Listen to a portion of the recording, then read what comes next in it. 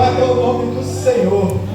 Como eu já falei, eu estou muito feliz mesmo, muito grato mesmo por essa oportunidade. Assim Deus tem feito para conosco. E é um tema que verdadeiramente é muito propício para esses dias. Né? A gente vinha conversando com alguns dos irmãos como a gente enfrentava algumas lutas. Alguns enfrentaram lutas no trabalho, lutas interiores, luta na família. Né? Esses dias teve esse acontecimento com o nosso amado. Mas eu quero dizer para você, meu irmão, porque em todas essas coisas somos mais do que vencedores. Aleluia! O apóstolo Paulo vai dizer porque sabemos que todas as coisas cooperam para o bem daqueles que amam ao Senhor. Ele me disse algumas coisas.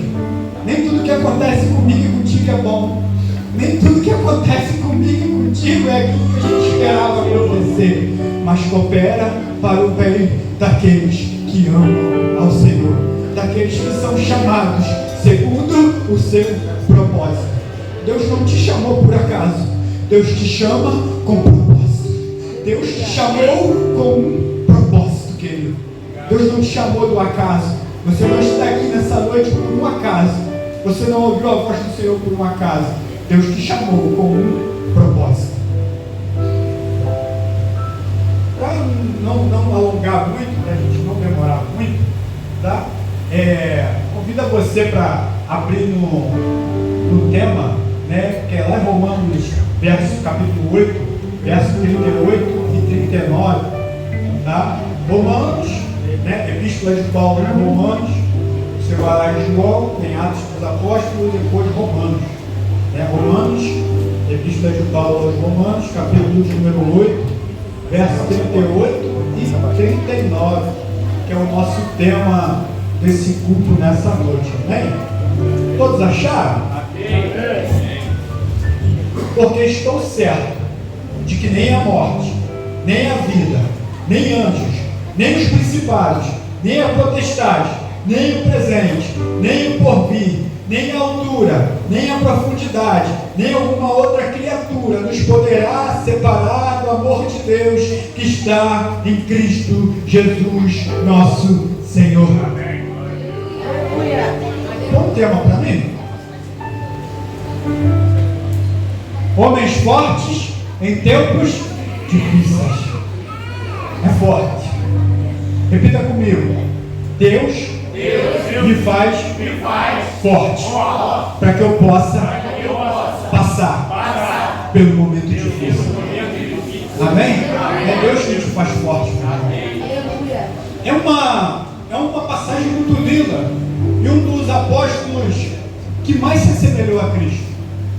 Um dos apóstolos que mais passou por sofrimento, por mais tribulação. Aquele que mais se aproximou do nosso Senhor e Salvador Jesus Cristo. Pode se acertar, querido, desculpa. O apóstolo que mais se aproximou do nosso Senhor e Salvador Jesus Cristo. Todos os apóstolos, eles foram uma bênção. O apóstolo Paulo, ele falava que ele nem se considerava apóstolo, porque ele perseguiu a igreja de Deus. Mas ele perseguiu porque ele, na sua sinceridade, e acabou que ali em Cristo, ele... Antes aquele que era inimigo, agora ele cooperava para o bem. Assim também nós, antes éramos inimigos, e agora nós somos cooperadores do reino, Mateus. Antes eu tenho duas caixas de alto-falante de 15 desse tamanho, né? Eu tenho um amplificador da Gradiente 120, daquele antigo cromado, aço espelhado, né? Bonitão. E eu perturbava os meus vizinhos que era crente, meu irmão. Naquela época eu ia para o Cassino Bangu e eu colocava lá a coisa só funk terrível, incorporado ao diabo. Meu irmão, misericórdia. Mas a prova é o Senhor não nos permitiu mais ser inimigos, mas Ele nos tirou da potestade das trevas e Ele nos trouxe para a sua maravilhosa luz, para que hoje nós possamos testemunhar. Mas isso não fica assim não, Saulo, porque o apóstolo Paulo ele vai dizer, porque é justo diante de Deus, Ele paga a tribulação da mesma forma que nós atribulávamos. De vez em quando tem um baile funk abençoado na minha porta para me perturbar. Mas Deus é bom o tempo todo. porque de boa vontade, diz Paulo, me gloriarei nas minhas fraquezas para que me habite o poder de Cristo, porque quando eu estou fraco, aí então é que eu sou forte. Paulo, ele nunca tinha estado em Roma, e em 57, depois de Cristo, ele escreve essa epístola e envia a igreja que está em Roma. Havia um grande desejo de Paulo de estar em Roma, Rodrigo, e Paulo, ele acabou que está em Roma, ele se preocupava de pegar o evangelho em Roma, e ele ali se providenciava de ir até lá, e ele fez traços, ele fez plano, dizendo: eu vou passar na Caia, eu vou passar na Macedônia, vou visitar a Espanha e depois eu vou até Roma. Mas ele sabia que ele ia até Roma, mas ele não ia como ele imaginava. Paulo chega em Roma, preso, acorrentado, algemado, sentenciado à morte, mas o evangelho de Deus não estava preso, porque às vezes nós traçamos os nossos planos, mas é o propósito do Senhor que permanecerá. Paulo, ele começa a sua epístola e ele vai dizer uma coisa muito linda.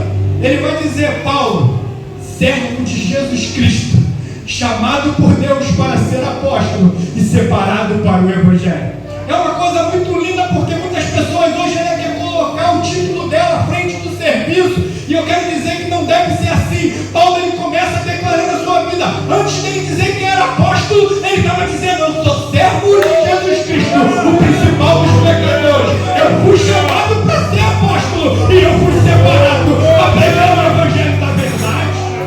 Ei, sabe por que nós não somos nada? Às vezes a gente quer colocar: quem é você? Eu sou um diácono tal, diácono é servo, querido. Eu sou pastor tal, pastor é servo dos servos. Porque aquele que foi servo, ele aniquilou a si mesmo, tomando a forma de homem, e achado na forma de servo, foi obediente até a morte e morte de cruz. Pelo que também Deus o exaltou soberanamente e lhe deu um nome que é sobre todo nome, para que o nome de Jesus se dobre todo o joelho no céu, na terra e debaixo da terra, e toda a língua confesse que Jesus Cristo é o Senhor, para a glória de Deus Pai. Aleluia! E é através dele nós tocamos aqui nessa noite toda a honra, toda a glória e todo o louvor seja dado ao Senhor Jesus Cristo. Ei! Louvado é o nome do Senhor, sabe? Ei! Paulo, essa é uma carta magna, é a carta mais linda do Antigo Testamento. Grandes estudiosos esmiuçam essa epístola.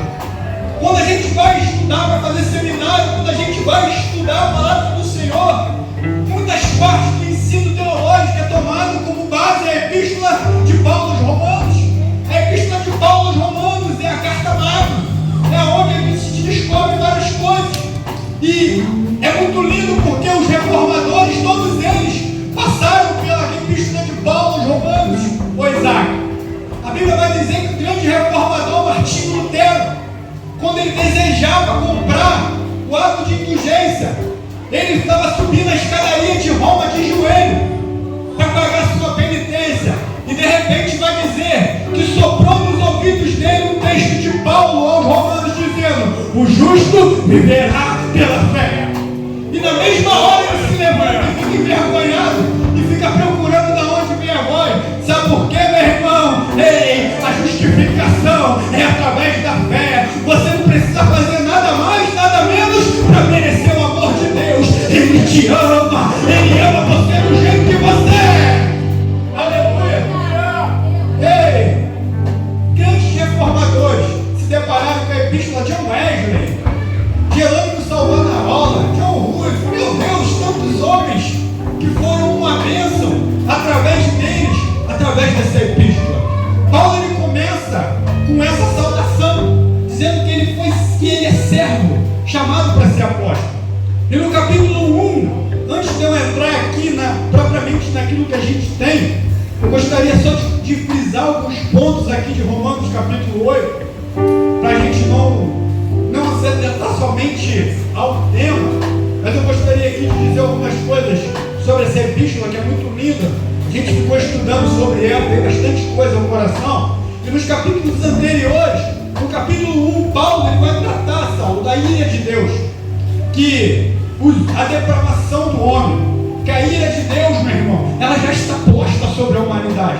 A ira de Deus ela ainda não foi executada, mas a ira de Deus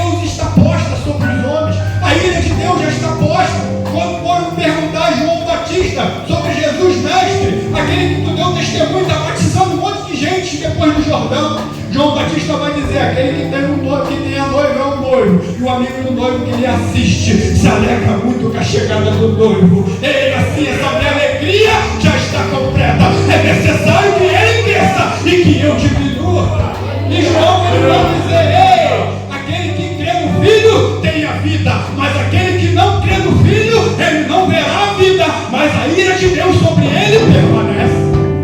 João vai dizer que Deus amou o mundo de tal maneira que deu o seu Filho unigênito para todo aquele que nele crê não pereça, mas tenha a vida eterna. Mas ele continua: Deus não enviou seu Filho ao mundo para que condenasse o mundo, mas para que o mundo fosse salvo por ele. Quem nele crê não é condenado, mas quem não crê já está condenado, porquanto não crê no unigênito Filho de Deus.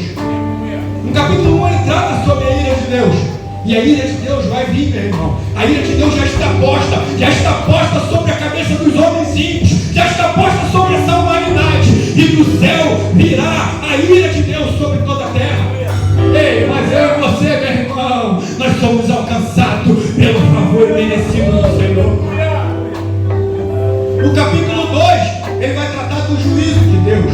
No capítulo 3, ele vai declarar que ninguém vai ser achado justo diante dele. Ninguém é achado justo, Isaac. Salmo de número 14, ele vai dizer que Deus olhou para a terra e não viu um justo sequer. Desviaram-se todos e se fizeram inúteis. Sabe por quê? Nós não somos justificados por obras, nós somos justificados pela fé, querido. Efésios 2:8 vai dizer: porque pela graça sois mediante a...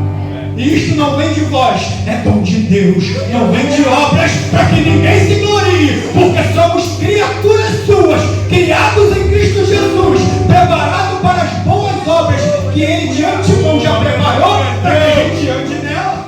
Ei, no capítulo 4, ele vai tratar de justificação pela fé. No capítulo 5, ele vai tratar mortos em Adão, vivos em Cristo. No capítulo 6, ele vai tratar sobre o salário do pecado.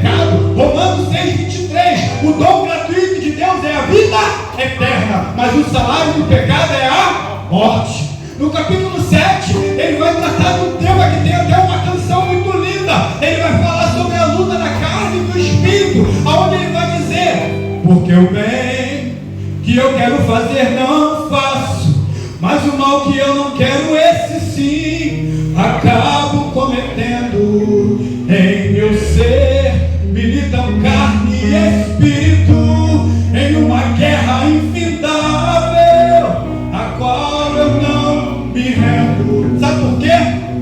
Meu corpo já foi vendido como escravo, e não existe bem nenhum em mim, apenas o pecado. Ei, diga: mas eu sei que no tocante ao meu interior tenho prazer na sua lei. Ei, tu és o meu amado. Então cante, meu irmão. Então liberta-me de mim. Eu quero ser a sua casa. Se você estiver aqui, eu sei, eu penso o pecado. Ei, então liberta-me de mim. Ei, espaço sua presença, querido. Eu e o teu viver. Quem crê nessa palavra, levanta a mão para o céu e adora o nome de Jesus.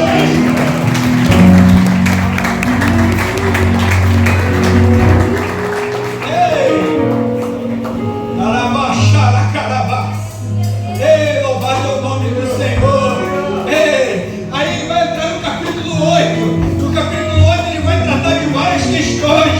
Ei, ele vai falar que no capítulo 7 é uma luta, que se a gente viver pela carne, a gente vai morrer. Mas se pelo Espírito mortificarmos as obras da carne, nós viveremos, porque nós não andamos mais na carne, mas nós andamos no Espírito. E lá no capítulo 8, no verso 1, ele vai dizer assim: portanto, agora nenhuma condenação há para aqueles que estão em Cristo Jesus, que não andam segundo a carne, mas segundo o Espírito.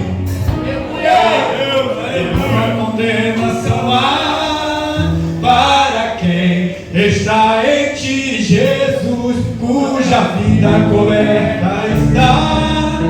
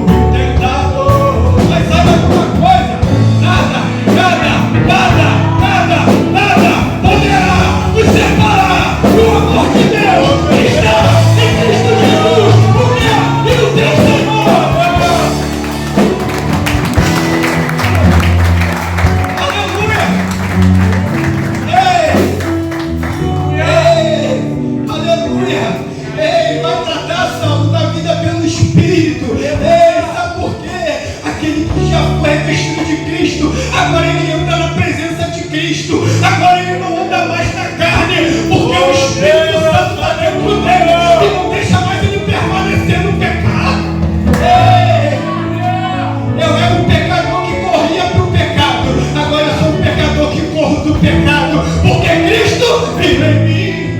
Aleluia! Louvado é o nome do Senhor. Ei, no capítulo 18, capítulo 8, verso 18, ele vai tratar da glória futura. Ele vai dizer: porque para mim tenho por certo que as aflições desse tempo presente não são para comparar com a glória que em nós há de ser revelada. Entenda isso, querido. Essas aflições, todas essas lutas desse tempo presente, Saulo, não são para ser comparado com a glória que há de ser revelada em nós, meu irmão. Esta glória maravilhosa há de se manifestar dos altos céus, e o seu nome se chama Jesus Cristo. Louvado é o nome do Senhor. No verso 26, ele vai falar sobre o amigo intercessor. Nós temos dois intercessores, sabe? Nós temos o intercessor celestial e nós temos o intercessor terreno. Ele vai dizer: porque vocês são daquele que morreu e ressuscitou, e que está à direita de Deus, e que também intercede por vós.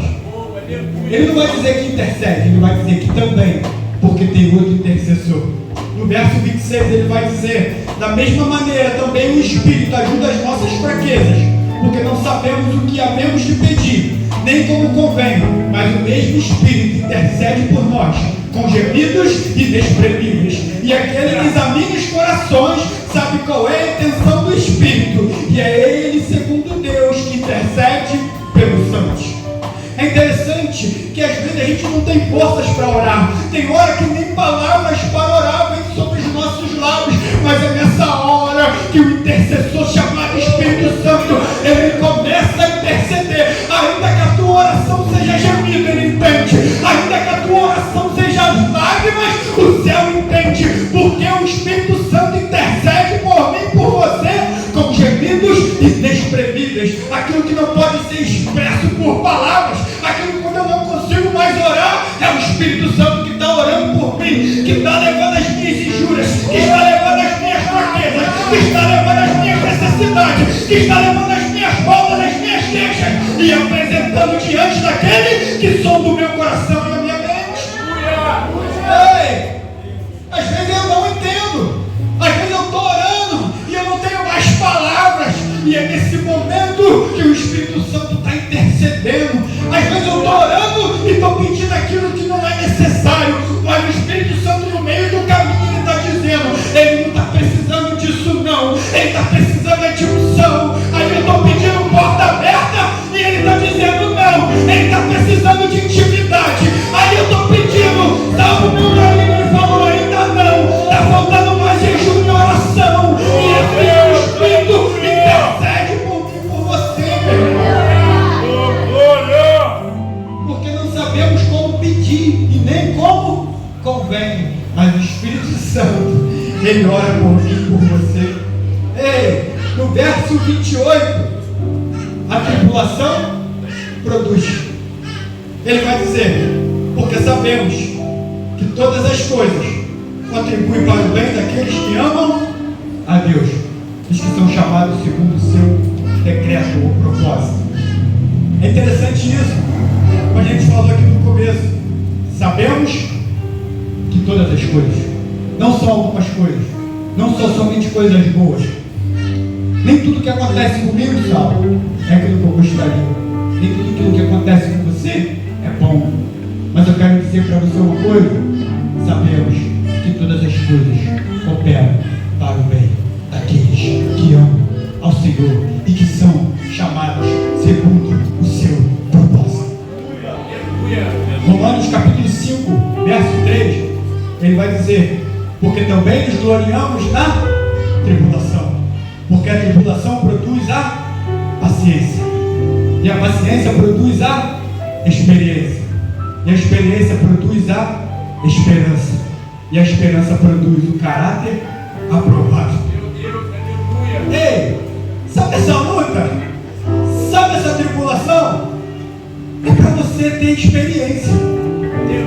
Sabe o que essa experiência dessa luta vai trazer para você? Paciência. E sabe o que essa paciência vai trazer para você? Perseverança. E sabe o que a perseverança no Senhor vai trazer? Um caráter aprovado. E não vai trazer mais confusão. Sabe por quê, Saulo? Quando acontecer alguma coisa ruim, você não vai mais se espantar. Você vai entender: posso todas as coisas naquele que me fortalece. Posso todas as coisas naquele que me fortalece. Ah, mas é ruim, isso que aconteceu não é bom. Posso todas as coisas naquele que me fortalece. Louvado é o teu nome, Senhor.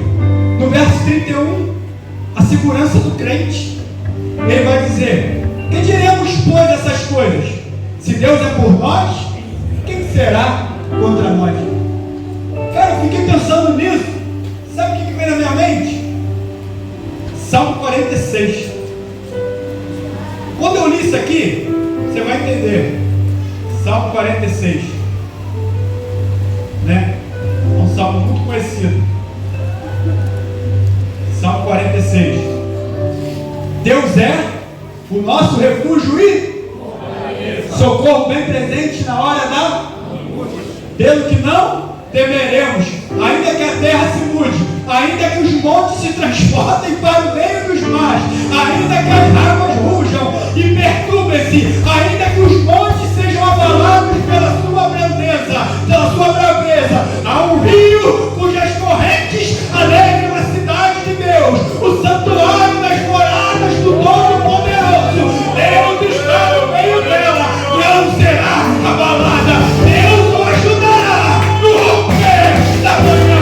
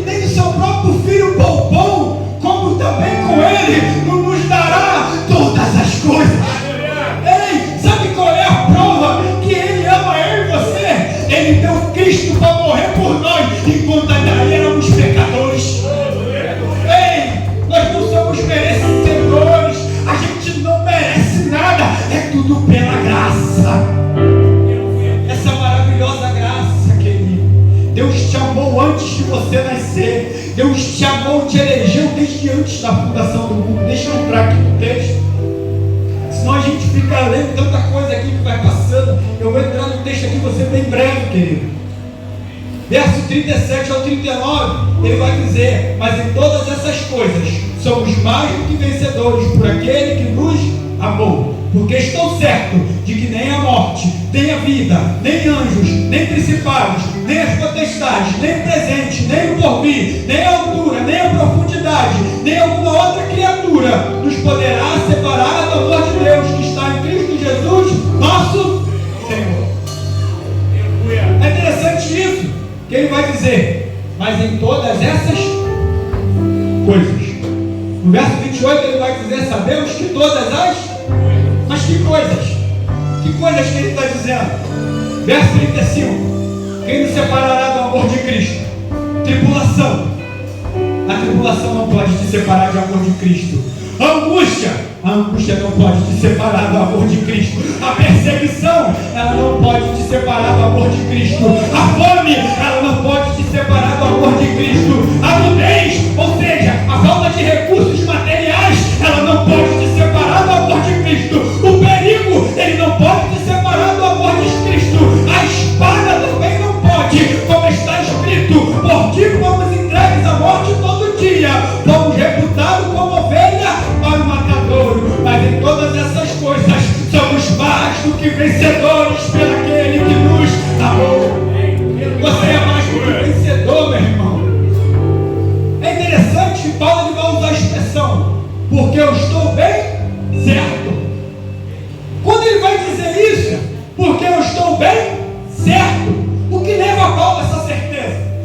fiquei pensando, quando Paulo declara porque eu estou bem certo, é uma expressão muito forte.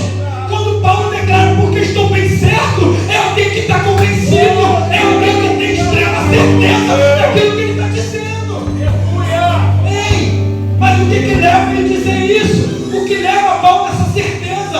As aflições, as situações, as experiências que ele passou com o Senhor. É isso que leva Paulo a essa certeza. As aflições e as tribulações que nós enfrentamos, elas não nos distanciam de Cristo, elas nos levam mais para perto, para que a gente possa ter mais intimidade e possa conhecer que o eterno é.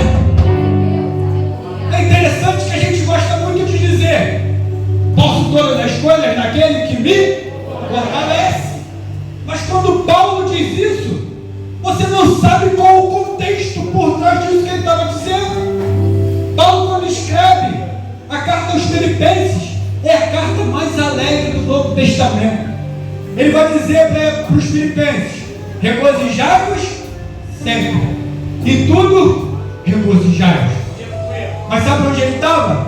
Encarcerado dentro de uma prisão, dentro de uma masmorra, uma prisão suja e imunda.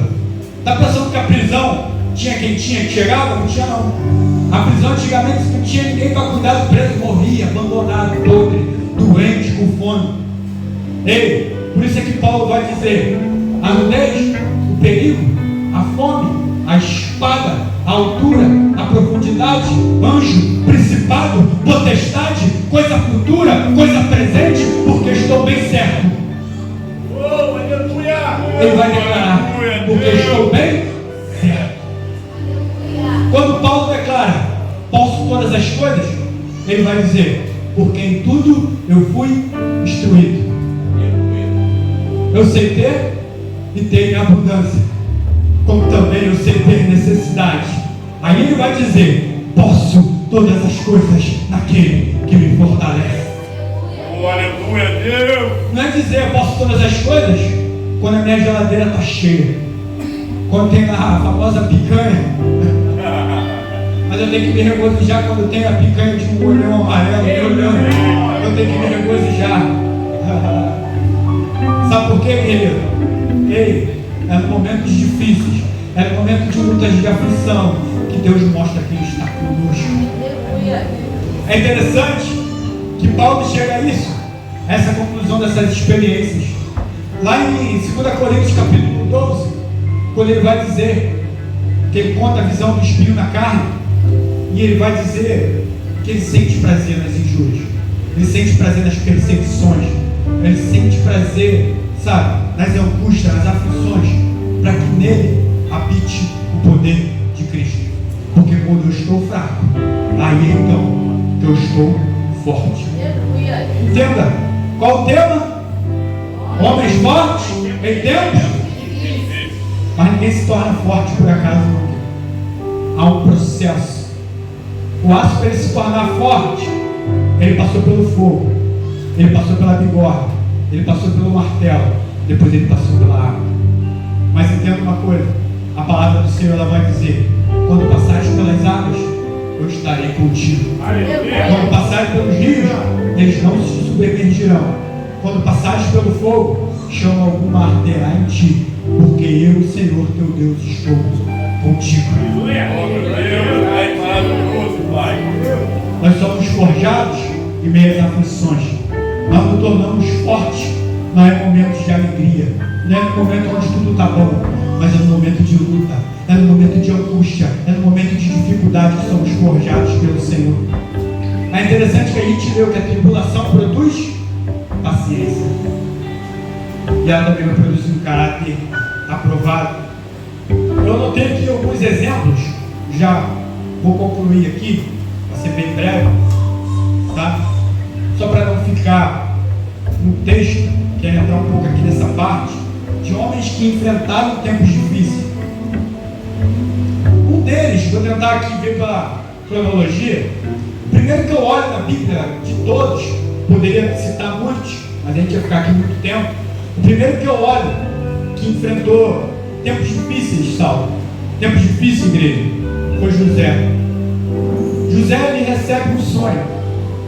José ele recebe um decreto do alto, porque o sonho não era um sonho dele, era um sonho de Deus.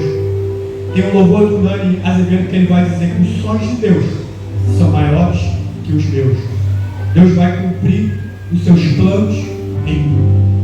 Os planos de Deus são maiores que os meus. Ele vai fazer o melhor por mim. Ele vai fazer o melhor por você. Ele faz além do que eu posso ver. Ele faz o que eu não posso fazer. Deus vai cumprir os seus planos em mim. Ele vai fazer o que lhe apraz. Sou pequeno e falho, mas Ele é Deus. Ele só faz o melhor pelos seus. Oh, aleluia! Ele faz o melhor. Mas nesse melhor, na vida de José, teve cova. Esse melhor na vida de José, teve calúnia. Esse melhor na vida de José, teve inveja. Esse melhor na vida de José, os seus próprios irmãos de sangue o invejaram. A gente conhece a história. José é jogado numa cova. Depois a José é vendido a escravo pelos seus próprios irmãos. A palavra do Senhor lá em Atos capítulo 6 vai dizer que os patriarcas, movidos de inveja, venderam José para o Egito. Mas Deus era com ele. Deu graça diante do faraó, deu graça diante de Potifar, deu graça diante do seu servo. José se tornou grande. Sabe por quê? Aquele que tem a marca da promessa, onde ele chega, ele faz a diferença. José ele é vendido como escravo. E ele vai parar lá na casa de Potifar.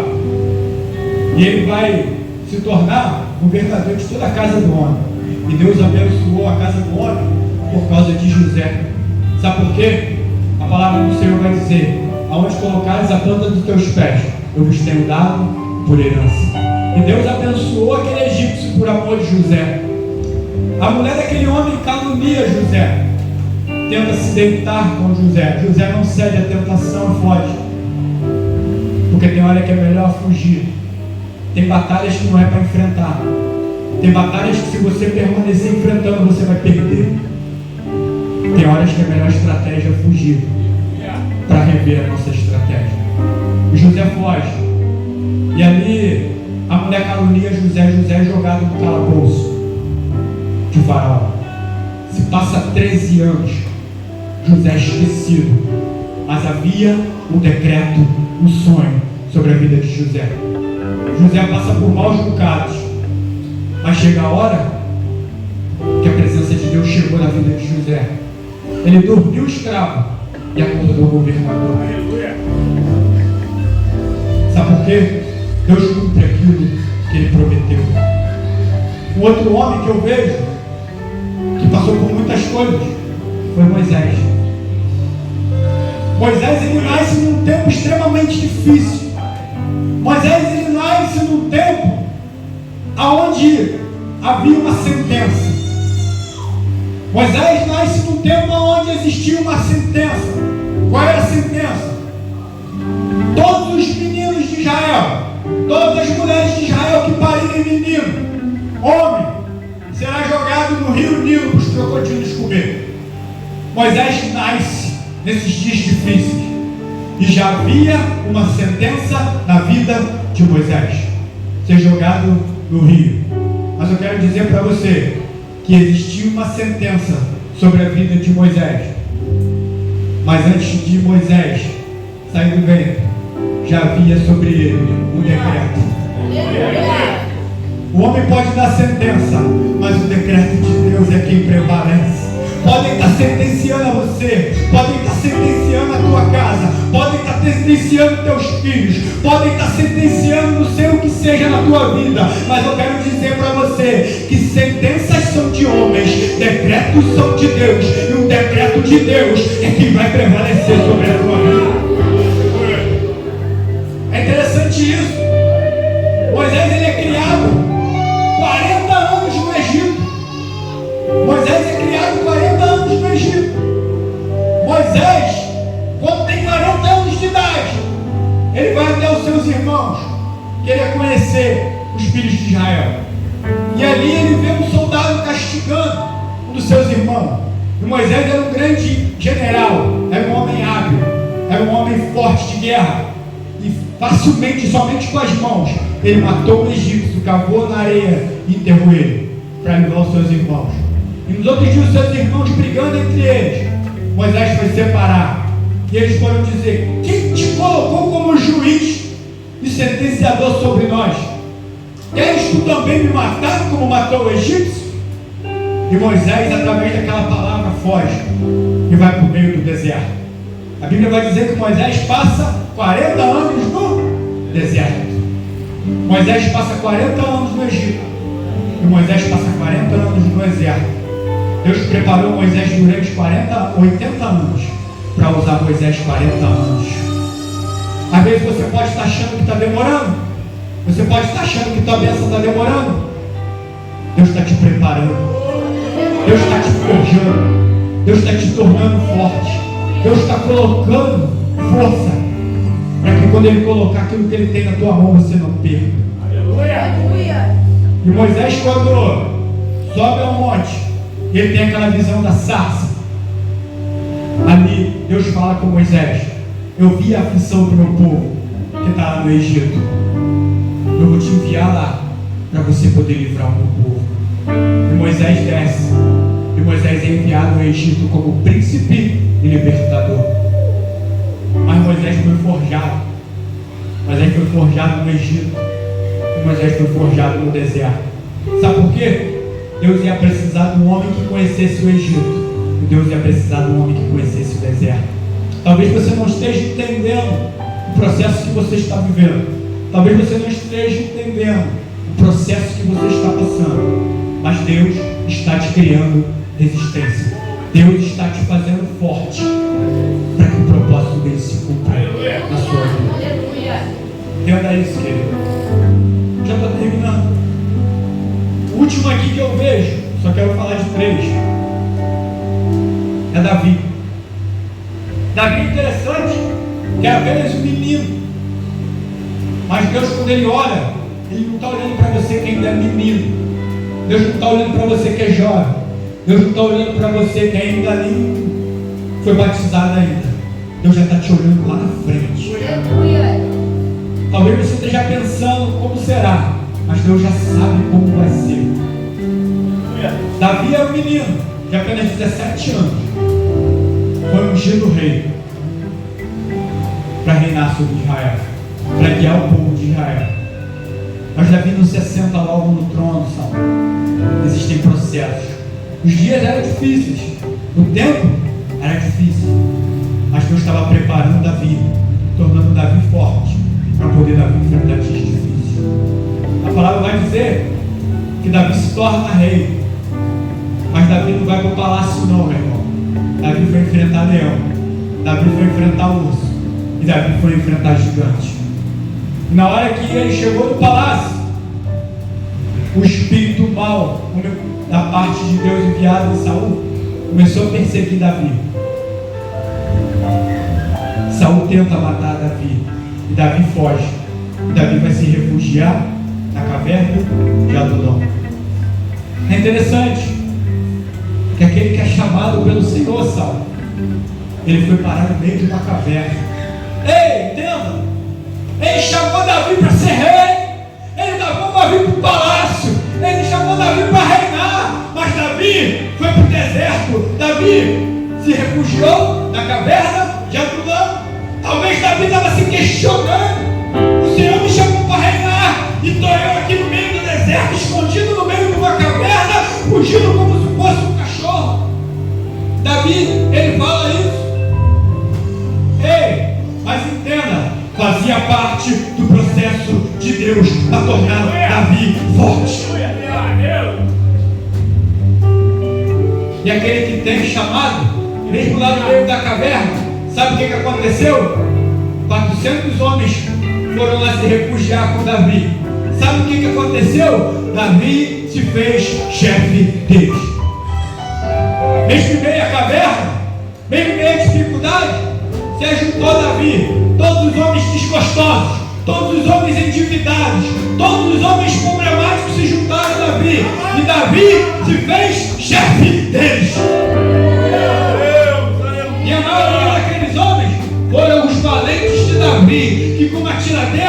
acertava um fio de cabelo. Uma lança matou 300 de uma vez só. Com uma lança matou um leão. O outro, com uma lança, mas sem nada na mão, matou um gigante.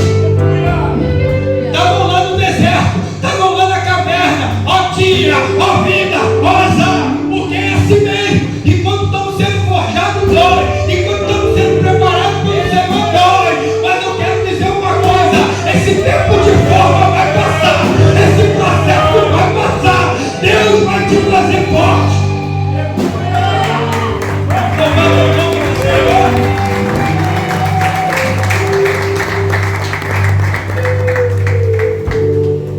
Davi, quando é ungido rei, Saul, ele era um menino sem experiência. O Davi que assume um trono é um Davi forte, preparado para reinar e batalhar. Ei, entenda, você que entrou na presença de Deus sem experiência, sem nada, mas Deus está te fazendo forte. Eu já estou terminando. É interessante isso aqui. Eu quero terminar com isso aqui. Que quando eu estava preparando isso, já estou terminando, mais 5 minutinhos eu termino, prometo para você. Quando eu estava terminando essa palavra, Deus falou comigo com Jeremias 18. Eu falei, mas o que tem a ver Jeremias 18 com essa palavra? O Senhor estava falando no meu coração: eu não forjo metal, eu não forjo espada, eu não forjo ferro, eu não forjo ouro, eu não forjo prata, eu moldo barro. E sou eu que faço o barro forte, sou eu que faço o vaso forte na minha presença, para aquilo que eu tenho preparado para usar. E eu fiquei atentando nisso. Isso é muito interessante, que o oleiro ele pega o barro, e o oleiro ele pega o barro e ele começa a bater no barro. Ele começa a bater no barro, o barro da liga. Nós somos barro na mão do oleiro. Quando nós vamos para a mão do oleiro, a primeira coisa que a gente faz é apanhar na presença de Deus, para a gente criar liga. E depois que ele bate bastante, ele vai para a roda. E ele vai na roda. E quando ele está na roda, ele está moldando. O que significa essa roda? A roda está falando de tempo, Rodrigo. Ei, talvez a gente está achando que está demorando o tempo de roda. Não está demorando, não. O oleiro está trabalhando, o oleiro está moldando, o oleiro está fazendo do jeito dele. Porque ele quer um vaso forte, ele não quer um vaso de cristal, ele não quer um vaso de prata, ele quer um vaso de barro. E ele está forjando, mas só que tem barro que é teimoso, tem barro que quer resistir à mão do oleiro, tem barro que é teimoso, e barro teimoso não sai da roda, barro teimoso fica igual a rodinha do hamster, roda, não sai do lugar. Talvez você não está vendo as coisas acontecendo na tua vida, porque você está sendo resistente à mão do oleiro. O oleiro já chamou você, o oleiro já falou para você onde ele te quer, o oleiro já falou para você que ele quer você na presença dele, o oleiro está falando para você: eu quero te moldar assim, e você é assim não, então não sai da roda. Ei, o tempo de roda não vai acabar enquanto você estiver resistindo à mão do oleiro. A porta não abre, é roda, está resistindo ao oleiro. Mas não acontece, está na roda porque está resistindo. Não é o oleiro que quebra o vaso, é o vaso que se quebra dentro dele. É barro resistente, é barro resistente. Para de resistência no teu coração, para de ser resistente à mão do oleiro e deixa o oleiro te moldar, deixa o oleiro fazer segundo linha atrás. Porque senão você vai ficar na rodinha do hamster, na rodinha do hamster, na rodinha do hamster. Ei, Deus não usa vaso de ouro. Vaso de ouro vai no fogo, derrete. Deus não usa vaso de prata. Vaso de prata vai no fogo, derrete. Deus não usa vaso de bronze. Vaso de bronze vai no fogo, derrete. Deus não usa vaso de ferro, porque vai no fogo e derrete. Deus não usa vaso de vidro, porque vai no fogo e derrete. Mas Deus usa vaso de barro, porque o barro foi preparado para aguentar a fornalha da aflição. Sabe por que você não caiu ainda? Porque você não é vaso de ouro, você é vaso de barro. Sabe por que essa tribulação não te tirou da presença de Deus? Porque você é vaso de barro. Sabe por que as pessoas estão dizendo para você: o teu marido não vai para a presença de Deus, não? E você continua acreditando, porque você é vaso de barro. Vaso de barro foi feito para aguentar fogo, sabe? O oleiro, quando volta o vaso, já estou terminando, ele leva para o fogo. O vaso está pronto, tá? Deus, aleluia. Mas ele quer fazer o vaso forte. E vaso, para ser forte, tem que ir para o fogo. O vaso no fogo, já estou terminando, ele passa por 2 processos para tirar toda impureza. O fogo queima toda impureza, toda a palha, queima todo detrito, queima todo pecado e faz o crente resistente na presença de Deus. Aleluia. Com a permissão do nosso pastor, se coloque de pé, igreja.